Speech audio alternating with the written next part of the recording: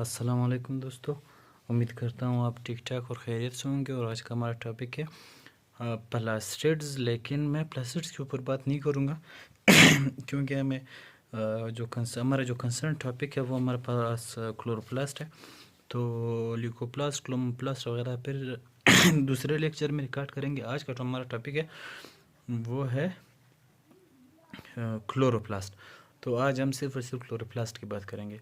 तो हमारे पास मुख्तलिफ स्ट्रक्चर्स दिखाए गए हैं कि कौन कौन से रीजन में क्या क्या चीज़ें होती है। तो हमारे पास मेम्ब्रेन होता है ये रहा हमारे पास मेम्ब्रेन, जो कि कौन सा होता है, डबल मेम्ब्रेन होता है, डबल मेम्ब्रेन बॉन्डेड। यहाँ पे भी हमारे पास माइटोकॉन्ड्रिया और न्यूक्लियस की तरह डबल मेम्ब्रेन से बांड किया गया ऑर्गेनेली होता है, जो कि पाया जाता है सिर्फ और सिर्फ प्लांट सेल के अंदर, ना कि एनिमल सेल्स के अंदर। तो थैलेकॉइड मेम्ब्रेन हमारे पास होती है या फिर थाइलेकॉइड इसको बोलते हैं। ये हमारे पास थाइलेकॉइड है। इस सिंगल स्ट्रक्चर को हम लोग थाइलेकॉइड बोलेंगे। आगे जाके इसको इंशाल्लाह अच्छे से डिस्कस करेंगे। लेकिन उसके बाद हमारे पास क्या होता है, ग्रेनम होता है। ग्रेनम क्या होती है, स्टेक ऑफ थाइलेकॉइड्स होती है। उसके बाद हमारे पास इंटरग्रेनम होती है, इसको फिर हम लोग लार्जर थाइलेकॉइड भी बोलते हैं और ग्रेना हमारे पास स्टेक ऑफ ग्रेनम होते हैं। तो ये हमारे पास मुख्तलिफ वो चीज़ें होती है। हमारे पास स्ट्रोमा होता है, उनकी बॉडी कैविटी होती है। क्लोरोपिल हमारे पास थाइलेकॉइड्स के ऊपर पड़ा हुआ होता है। ये मुख्तलिफ चीज़ें जो कि हमारे पास पाई जाती है कहाँ पे, प्लास्टिड्स के अंदर। प्लास्टिड्स के अंदर नहीं, सॉरी, क्लोरोप्लास्ट के अंदर। तो आइए देखते हैं अपने तैयार करदा लेक्चर में हमारे पास क्या होती है। डिस्क्वाड स्ट्रक्चर होती है, कंसिस्ट ऑफ 3 मेम्ब्रेन। डिस्क्वाड्स मतलब क्या, डिस्क की तरह स्ट्रक्चर होती है। ये इस तरह की स्ट्रक्चर होती है, ना ये ग्रेनुलर होती है, ना ये किसी और तरह की होती है, डिस्क की तरह होती है। ये देखो कॉइन देखा हुआ, कॉइन की तरह स्ट्रक्चर होती है जिसको हम ये चीज़ बोलते हैं। जिस तरह के हमारे पास इसके अंदर हमारे पास कौन कौन सी चीज़ें होती हैं उसको देखते हैं। ये चीज़ मिटाई जाए। हमारे पास एनवलप होता है, हमारे पास स्ट्रोमा होता है, हमारे पास थाइलेकॉइड्स होते हैं। इसी के ऊपर ये पूरा टॉपिक बेस कर रहा होता है। जो यहाँ पे जितनी भी हम बात करेंगे वो इन्हीं चीज़ों के ऊपर बात होगी। Bounded by smooth double membrane बात की थी हमने कि ये डबल मेम्ब्रेन से बाउंड हुआ होता है, जो कि स्मूथ होता है। अभी कल जो हमारा लेक्चर था उसके अंदर क्या था, एंडोप्लाज्मिक रेटिकुलम के हमारे पास इंटर मेम्ब्रेन, इनर मेम्ब्रेन किस तरह की थी, वो कुछ इस तरह से थी। मतलब यहाँ पे हमने कुछ ज़्यादा गंदी बना दी, लेकिन इस तरह भी नहीं है। ये उसका आउटर मेम्ब्रेन था, ये इनर मेम्ब्रेन था, जिसको हम लोग क्रिस्टी बोल रहे थे। ये cristae in the invert folded था। तो ये फोल्डेड की वजह से ये फोल्डिंग यहाँ पे नहीं होती, यहाँ पे बिल्कुल स्मूथ दोनों लेयर होती है। Outer membrane is foreign and freely permeable to small molecules. कल भी हमने बात की थी कि उनका जो आउटर मेम्ब्रेन थी हमारे पास माइटोकॉन्ड्रिया की आउटर मेम्ब्रेन थी, वो भी फ्रीली परमेएबल थी, क्योंकि फ्लोरीन की बनी होती है। फ्लोरीन जो है ना वो स्पेसिफिक प्रोटीन्स होते हैं जो अलाउ करते हैं स्मॉल मॉलिक्यूल्स को फ्रीली। लेकिन इनका भी इनर जो मेम्ब्रेन है वो सेमी परमेएबल है और सिर्फ उन्हीं चीज़ों को अलाउ करता है जिनकी सेल को, जिनकी उस ऑर्गेनेली को ज़रूरत होती है। जिन चीज़ों की ऑर्गेनेली को बिल्कुल ज़रूरत नहीं होती उन चीज़ों को अंदर अलाउ ही नहीं करता। ये काम इनर मेम्ब्रेन का है। आउटर मेम्ब्रेन क्या करती है, उसको उसके सामने जितने भी स्मॉल मॉलिक्यूल्स वगैरह आ जाते हैं वो क्या करते हैं, उसको अंदर बेचते हैं, अंदर बेचते हैं, अंदर बेचते हैं। लेकिन ये क्या करता है, ये कहता है नहीं, काट छांट कर उन चीज़ों को अंदर बेचे। जिस तरह के हमारे पास शादियों में होती है, शादियों में जिस बंदे के साथ कार्ड होता है वो अंदर जा सकता है, बाकी सारे बाहर खड़े होते हैं। वो ये प्रोसेस है यहाँ पे। लेकिन यहाँ से फिर भी एक किस्म के अंदर जो बच्चे साइड साइड में गुजर जाते हैं उनको मौका मिल जाता है अंदर खाने का। तो वो वाला मेम्ब्रेन है, लेकिन ये वो वाला सिक्योरिटी इंचार्ज जो खड़ा होता है और उसमें से कोई भी ऐसे गुजर सकता है जिसके पास आइडेंटिटी नहीं। जब तक उसके पास कार्ड है तो उसके बाद वो अंदर वेलकम है, वरना जाओ, वापस चले जाओ। Is semi permeable and rich in protein, और इसके अंदर प्रोटीन ज़्यादा होते हैं, इसी वजह से सेमी परमेएबल होता है। Inter membrane space is found. कल भी हमने बोला था, ये देखो दो हमारे पास मेम्ब्रेन थे। ये जो स्ट्रक्चर है, ये जो स्ट्रक्चर है, इसको हम लोग दो मेम्ब्रेन के दरमियान जो इनर मेम्ब्रेन होती है, जो दो आउटर और इनर मेम्ब्रेन के दरमियान जो स्पेस होती है उसको हम लोग इंटर मेम्ब्रेन स्पेस बोलते हैं। उसके हमारे पास cavity of chloroplast called stroma. अच्छा, स्ट्रोमा की हमने बात की थी, जो आपको येलो कैविटी दिखाई दे रही है, ये जो येलो कैविटी और रेड कैविटी है, ये तो हमारे पास फर्स्ट मेम्ब्रेन है, ये उसका सेकेंड मेम्ब्रेन है। लेकिन ये जो कैविटी है जिसके अंदर ये देखो स्टेक्स थैलेकोइड्स पड़े होते हैं, ग्रेनम या फिर ग्रेना के स्टेक्स पड़े हुए होते हैं, इस चीज़ को ये जो येलो और रेड कलर का है ये उसका स्ट्रोमा कहलाता है।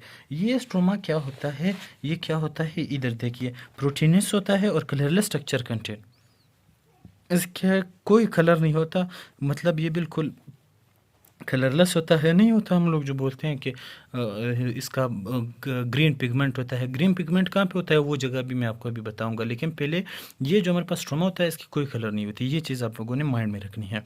एंड कलरलेस स्ट्रक्चर कंटेन्स, अच्छा इसके अंदर कलर प्रोटीनस होता है और कलरलेस होता है, और स्ट्रक्चर जो यहाँ पे पाए जाते हैं, कल जो हमने पढ़ा था बिल्कुल वही स्ट्रक्चर पाए जाते हैं। यहाँ पे भी सर्कुलर डीएनए होता है, यहाँ पे आरएनए होते हैं तीनों किस्म के, यहाँ पे हमारे पास राइबोसोम्स होते हैं, 70s राइबोसोम्स होते हैं। बात की थी हम लोगों ने कि यूकैरियोटिक सेल के अंदर कौन सा, प्रोकैरियोटिक के अंदर हमारे पास कौन सा सेल 70s था राइबोसोम्स, लेकिन यूकैरियोटिक के अंदर 80s होता है। लेकिन प्रोस्टेट का जो अपना आरबीसी है, तो प्लांट भी हमारे पास यूकैरियोटिक सेल होते हैं, लेकिन हमारे पास जो इसका अपना प्लास्टिड का आरबीसी है वो 70s होता है। ये बात आप लोग जहन में रख ले। वेरियस एंजाइम पाए जाते हैं, वहाँ पे भी यही प्रोसेस था, यहाँ पे वही प्रोसेस है। उसके बाद हमारे पास थैलेकॉइड आती है, chlorophyll bearing sac like structure is called as thylakoids. Thylakoid क्या होते हैं, ये देखिए इस तरह का स्ट्रक्चर होता है जिसके ऊपर मौजूद होता है ग्रीन पिगमेंट। ये कॉन्सेप्ट आप सबका क्लियर हो गया कि स्ट्रोमा के अंदर कोई ग्रीन कलर नहीं होता। ये जो थैलेकॉइड होता है जिसको हम लोग कॉइन लाइक स्ट्रक्चर बोलते हैं या डिस्क लाइक स्ट्रक्चर बोलते हैं, इसके ऊपर हमारे पास किस चीज़ के बैंड्स पड़े हुए होते हैं, क्लोरोफिल के। और ये क्लोरोफिल कौन सा कलर है, ग्रीन कलर। इसी थैलेकॉइड के ऊपर जो ग्रीन चेन्स पड़े हुए होते हैं, इसी वजह से हमारे पास लीव्स हमारे पास किस तरह के दिखते हैं, ग्रीन कलर के दिखते हैं। हमारे पास दो किस्म के थैलेकॉइड्स होते हैं, स्मॉलर थैलेकॉइड, लार्जर थैलेकॉइड। जगह कम पड़ गई थी, लार्जर थैलेकॉइड को नेक्स्ट पेज पे पढ़ेंगे, पहले ये देखते हैं हम। Stacks of coins like structure, smaller thylakoid stack of coin like structures होते हैं। ये देखो, ये स्ट्रक्चर हमारे पास एक थैलेकॉइड, ये दूसरा थैलेकॉइड, ये तीसरा थैलेकॉइड, ये चौथा थैलेकॉइड, ये पांचवा थैलेकॉइड। इस तरह से फिनोमेना आगे बढ़ाते जाओगे तो उतना ही थैलेकॉइड्स ज़्यादा बढ़ेंगे।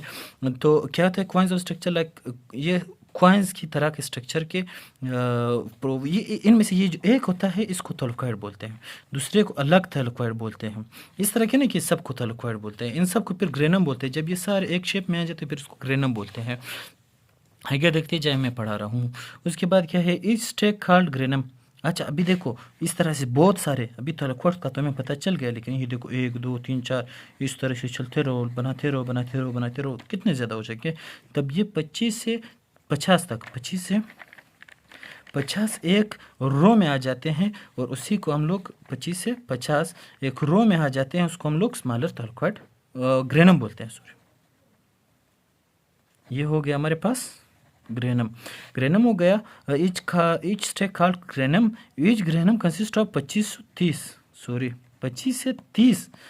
से 30 थैलेकॉइड्स एक ग्रेनम के अंदर होते हैं। ये देखो 1 2 3 4 5 6 7 8 9 10 11 12 13 14 15 16 17 18 19 20 21 22 23 24 25, 25 से लेके 30 थैलेकॉइड्स हमारे पास एक ग्रेनम के अंदर पाए जाते हैं। 60 grana found in the chloroplast. हमारे पास लेट्स सपोज ये ग्रेनम जो है ना, इसको हम लोग सिंगुलर को हम लोग ग्रेनम बोलते हैं।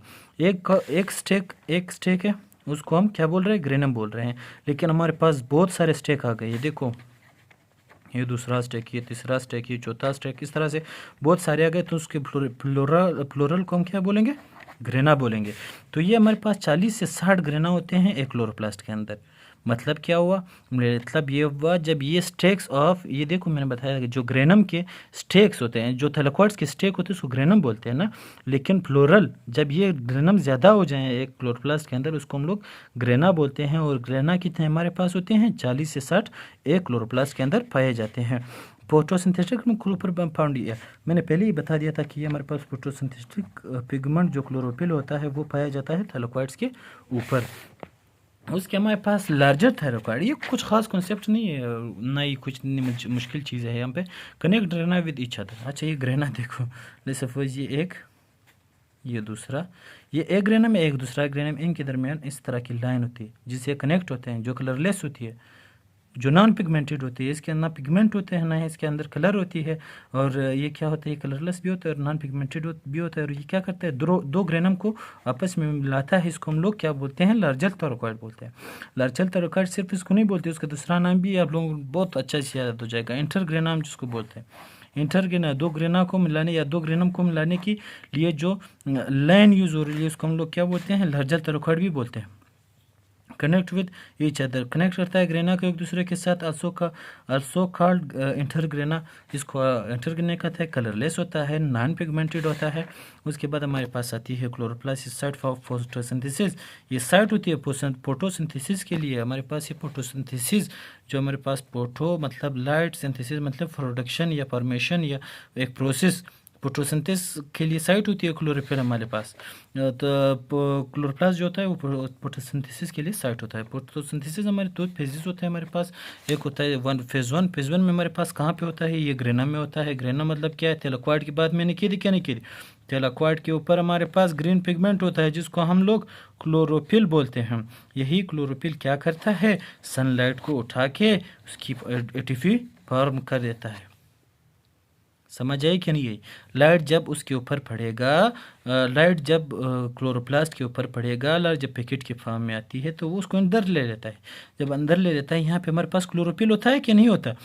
बात हमने की थी कि क्लोरोफिल यहाँ पे मौजूद होता है, तो स्पेसिफिक रिएक्शन हो जाता है। उस रिएक्शन की बदौलत हमें एटीपी मिल जाती है। ये एटीपी जब मिल गई तो इस रिएक्शन के दौरान, इस रिएक्शन को फिर इस रिएक्शन के दौरान हमें क्या मिली, एटीपी मिली। एटीपी की इस प्रोडक्शन के रिएक्शन को हम क्या बोलते हैं, लाइट रिएक्शन बोलते हैं। क्योंकि यहाँ पे लाइट की ज़रूरत पड़ी कि नहीं, क्लोरोफिल क्या करेगा, वो लाइट को कैप्चर करेगा। तो उसने जब लाइट को कैप्चर किया तो लाइट रिएक्शन हो गई। लाइट रिएक्शन के होने से हमारे पास सिर्फ और सिर्फ एटीपी बनता है। अब फेज 2 में क्या होता है, जो हम लोग बोलते हैं कार्बन डाइऑक्साइड यूज़ होता है।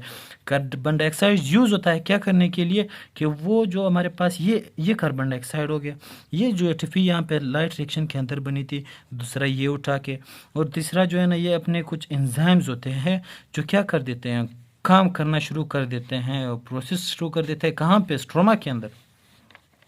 स्ट्रोमा के अंदर, स्ट्रोमा जिसको हम लोग, मैंने बताया था कि ये कैविटी होती है क्लोरोप्लास्ट की, तो वो क्या कर देते हैं, डन बाय द एंजाइम। अच्छा ये क्या करते हैं, कार्बन डाइऑक्साइड की मदद को यूज़ करके और इस एटीपी की जो लाइट रिएक्शन के दौरान यूज़ हुई थी उसको यूज़ करके कार्बोहाइड्रेट्स बना देते हैं, कार्बोहाइड्रेट्स या ग्लूकोज बना देते हैं। वही ग्लूकोज फिर हमारे पास प्लांट्स के अंदर स्टोर होता है, डन बाय एंजाइम। ये स्पेसिफिक एंजाइम जो मैंने पीछे बात की थी कि हमारे पास मुख्तलिफ किस्म के, देखो, वेरियस एंजाइम्स होते हैं। यही एंजाइम्स फॉर्मेशन क्या करते हैं, फॉर्मेशन करते हैं, वो परफॉर्म करते हैं डार्क रिएक्शन को स्ट्रोमा के अंदर को, जो कि यही एंजाइम्स कहाँ पे पाए जाते हैं, स्ट्रोमा के अंदर। और इस स्ट्रोमा के अंदर जो रिएक्शन हो गया उसको हम लोग डार्क रिएक्शन बोलते हैं। ये जो डार्क रिएक्शन हो गया, हमारे पास कार्बोहाइड्रेट्स या ग्लूकोज बन गए। यही ग्लूकोज फिर हमारे पास प्लांट भी खुद यूज़ करता है, हमारे लिए फ्रूट्स की शक्ल में, हमारे लिए सब्ज़ी की शक्ल में, फिर यही चीज़ बनती है और फिर हम इसको यूज़ करते हैं। So that was the lecture of the day. Thank you for watching my lecture. लेकिन प्लीज़ सब्सक्राइब और लाइक करना ना भूलिए। Thank you. अपनी दुआओं में याद रखना। खुदा हाफिज़।